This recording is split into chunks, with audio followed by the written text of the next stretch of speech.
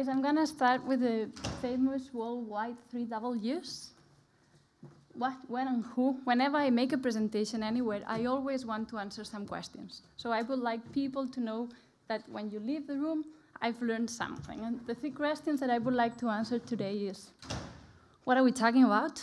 What is the gap between the academia and the industry? And last I had actually started a bit introducing the students, explaining what the gap is from the students' perspective. What are the synergies between the 2 walls, if any? And who to hire? And I have to say I was very sad when I put that on the abstract, because when I find myself in front of the white thing and I had to say who to hire, it's actually very hard to describe. But anyways, before I start leaping into the questions, I would like to know who my audience is, who am I talking to? So can I ask how many of the people in the room are actual managers? People that hire people. Great. Do I have any professor in the audience, or teachers, or something, or the only, no, damn it. Is there any students? Yes, thank you, they are somewhere there, great. And the rest, I assume that you're in the industry, good.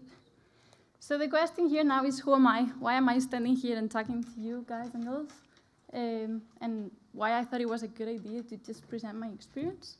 My name is Silvia S. Cercos. I come from Spain, Barcelona, and for whatever weird reason, I ended up living in Denmark.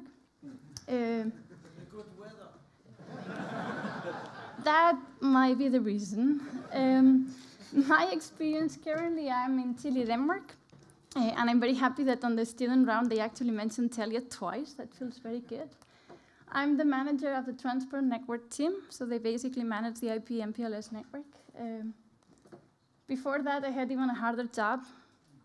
I became a mom, so I was on maternity leave for a while. Before that, I was the architect trying to look up the network a bit from a perspective. What is the network? How does it look? Where do I want to go?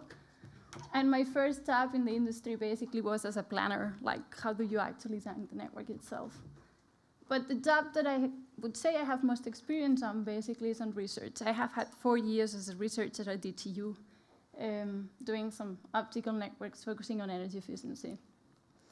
If I look at the education, then I have a bachelor from Barcelona, or from Spain, and yeah, I got a master's at DTU as well. So the reason why I'm giving this talk is because I have seen the wall from the industry perspective, not for 10, 20, 15 years like the other speakers, but by 3. And I have been in the academia as well, doing some research. So I have had 1 foot on each of the 2 areas, which means that I kind of have seen where the gap is. And I have had some ideas on how we can actually bridge it. So trying to answer the first question, how far is academia from the industry? Like anything in life, I think the best thing to do is look into an example. And one example I found is 2 papers. I say a lot of weird words. Fair enough. What these 2 papers talk about basically is, like any good research, it starts with some facts. It comes and says, this is a number of cards, processors, line cards that have a cost, and they have a power consumption. Then, like any good research, has very simple math to do some sort of calculations about something not very complicated, and comes with very good data where you see like some traffic patterns and some very specific price curves and so forth. And it ends up saying, hey, people, you can have 19.4 savings in CapEx. Cool, that sounds very good. And I don't remember the numbers, but there was also some power consumption savings, so that's actually pretty good as well. Now, if I look at these 2 papers from the academia, like I put my academia glasses, and it's like, how does it look? 19.4 savings in CapEx. How many people here would say, yes, please? Yes. Then on top of that, I say, power consumption, I minimize power consumption, so I'm supporting the global goals, sustainable development, 7, 12, and 13. So I get branding. On the lunch today, I was talking with someone about branding. We like branding. Branding brings customers. How many people would be here saying, I'm supporting global goals for the, sustainable development? I would like that. On the other side of the scale, to do that project, you need to build your network from scratch. No problem, get rid of the legacy, then you get the CapEx savings. Sure, and then you do it at the same time. If the customers get affected, well, we'll see, we'll figure something out. And on top of that, you need to have a very customized routing, with very, very, very creative traffic engineering that, yeah, operations might be a bit more complex, but so be it. Maintenance and how this is going to work when something breaks, well, yeah, we'll figure it out. We are smart people. We are very, very geeky and very good engineers. And you know, at the end, purple is the new green. You get the branding anyways, right? Someone told me it's very bad to talk bad about people when they are not here. So I don't do that. I'm unfortunately author of those 2 papers. So I'm just criticizing the way that my research went through. Then how is it? Is it that the academia is not offering the tools to the students so that they can actually do valuable research, or how does it work? Academia is actually good. It gives a very good background. It gives very good foundation, so then you can build experience afterwards. And on top of that, while we are creative, obviously we get simple math to do complex things or something, or complex math to do simple things, I'm not sure. But in any case, we are good at thinking out of the box. And when we are in an industry that we are looking at digitalization and how to transform our network, having that kind of mindset helps a lot. On the other hand, talking to the non-existent professors in this room, direct cost is very easy to understand, but on the first talk this morning, Kereti mentioned that we should not forget the hidden cost. So when we start adding that kind of complexity, he was talking about having some vendor for the control plane, some vendor for the management plane, some vendor from the data plane, and then when you try to merge them, suddenly a lot of costs pop up in different places because you need to do system integration. That kind of cost in the industry, in the academia, does not exist, because on paper, you just make it happen. And then we also get something that I would say to the non-existent professors in this room. There's a lack of understanding and overview between what is cost and what is the risk assessment. And I'll try to break that down a bit. If you have 100% of the solution, it comes like 100% of the cost. That's how it is. If I only implement 80% of the solution, it might cost me only 60%. I made those numbers up, but it's just to justify a bit what I'm saying. But usually, the very, very last piece of perfection is the most expensive one. But if the penalty of not providing that 20% comes at the 5% cost, then I might actually not want to make it perfect. But me, as an academic person, I like simple math or complex math or something. And that's some kind of mindset that we as academic people don't have. So that would be my feedback for the students. Think about it. Do I want actually perfection? Often the answer is no, because it's too expensive. So yeah, there is definitely a gap. And with that, I hope that I answered the first question, what is that we're talking about here? So going to the second one, what are the synergies between the 2 walls? Are those 2 walls too far apart from each other that we can actually not collaborate? Hopefully the answer is no. If the answer is yes, then I better leave this room now. But there are some other articles and there are some other papers that the academia got the input from the industry. So when they were doing research, they were actually doing research in the right direction. And one example was that this morning as well, we got from, and I don't know how to pronounce the name, Clarence, made some examples on some research that they had done together with the industry. And they had the leader operators with academia, and they had been working into, I have a cost-based function, and I'm going to add some low boundaries so that I get something better. The function would be make it cheaper, and the low boundary could be at least this delay. Or so you can actually make it work, but research needs input to know where to go. Otherwise, I end up saying, no problem, forget about the legacy. That doesn't matter. There are European projects that last 3 to 5 years, where in the European projects, it's a must-have industry and academia involved. So those foundations, that kind of money does not go to the academia if industry is not involved. So they will go out. They don't say, hey, dear company, do you want to contribute into this? And contributing could be either giving input, it could be being part of the evaluation committee, it could be traveling once a year and say, yeah, these deliverables make sense, yes or no. There are industrial PhDs. This is something actually very interesting that very few people know about. When in Denmark someone has an industrial PhD, 1/3 of the cost of that headcount goes to the university. 1/3 of that cost is covered by the state, and 1/3 is covered by the company.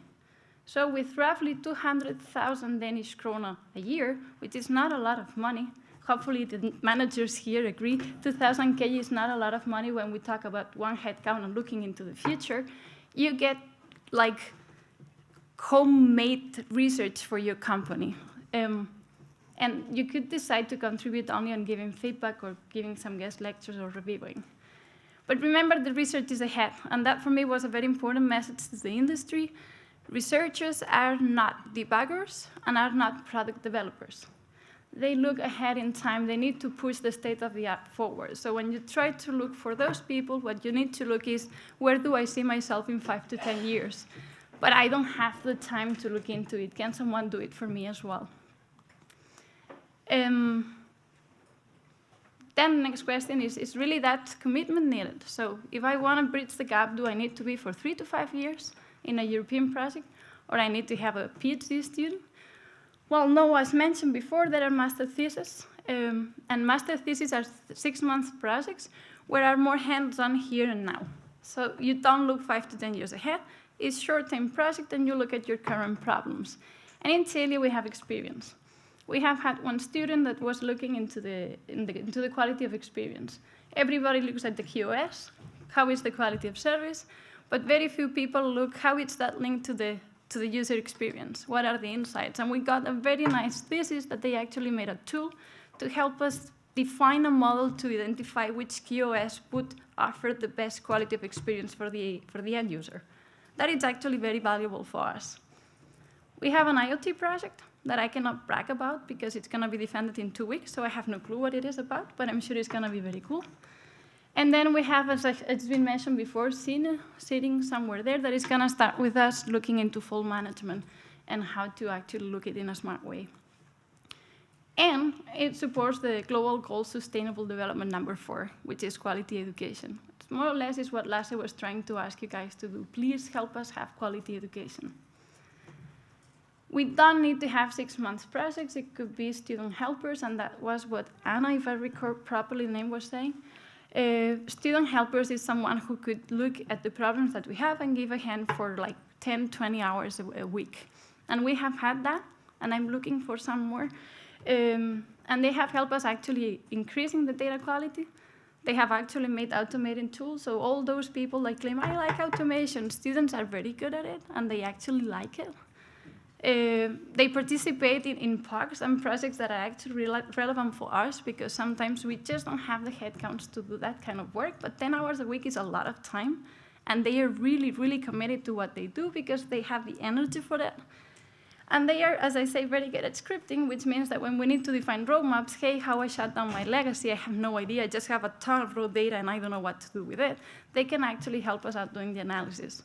So student is not synonymous of incompetent, it's synonymous of us, very energetic person who has very, very fresh knowledge. And that's something that we often forget in the industry.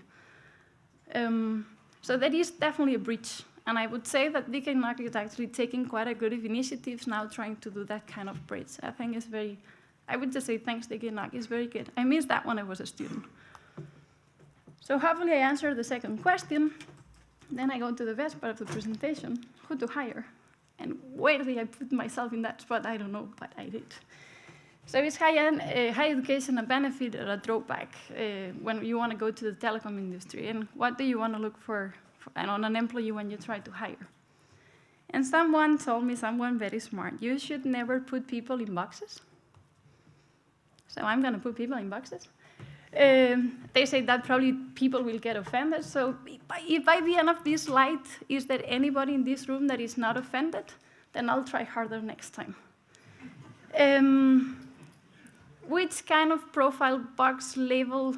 It's high educated people and people that have been raised or educated in the industry. When you go into highly educated people, you get people that have a very, very strong theoretical background, and that has been also emphasized by the students. It's very theoretical, but it's a very strong one, so you can build that from that way up, but you don't have hands-on. On the other hand, on the industry, it's more learning by doing. Give me that box. I'm a geeky guy that geeky girl that likes to go into the garage and see what happens if I put things together. Maybe it explodes, maybe not. Let's see what happens. And someone says, if I hear, I forget. If I see, I remember. And if I do, I understand. So that it's more the approach on an industry hands-on person. Highly educated people, theoretical, 100% correct vision. This is the ideal, this is where I want to go, this is perfection, which sometimes it's actually good. And I had a dinner yesterday where this actually came up, saying once you have someone who has that vision, suddenly things start merging together and shaped in a nice way because you know where you want to actually be in the end. So if you have the vision, if you know where perfection is or how perfection looks, then your steps will be actually going in the right direction. Industry people, here and now, give me that box. I want to get it done. I'm good at it. I just know the codes. I know the line. I know the commands. I can just do this script. I'll make it happen. Highly educated researchers in the industry, and that's what I mentioned when we talk about those European projects, sometimes it's a requirement that the person in the industry has actually high education. So if industry wants to benefit from it, you actually need to have highly educated people to actually qualify for that. On the industry, you have good industry understanding. What does that mean? Well, you know what happens out there. You know all the political part of it. What if there's this vendor and that, can I do this? And what if, that you don't see that much of that political part in the academia. So if I want to put a label, then you get the rainbow, unicorn, everything is possible on paper, or you get the datasheet slide. And that pretty much aligns with what Marie was presenting, which was, yes, vendors say this is the dark blue line, and then you look at it, it's like, well, the light blue is actually, if lucky, half of it. So who to hire? I would say that the answer is diversity. If you don't get both ends, you don't get the good mix, you don't get the good match, you don't get anywhere.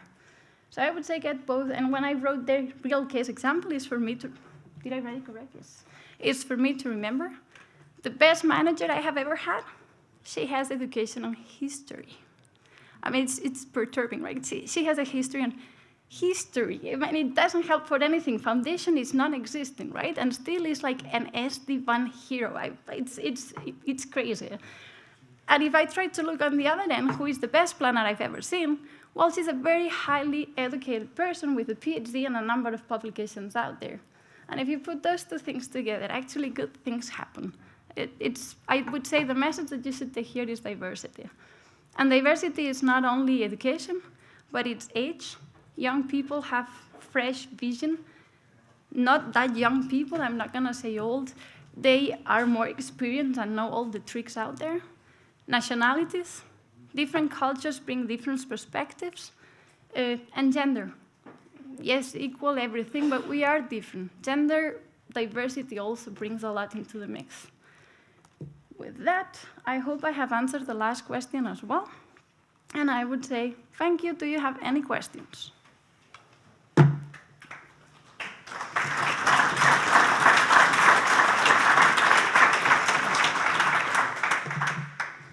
No, any questions?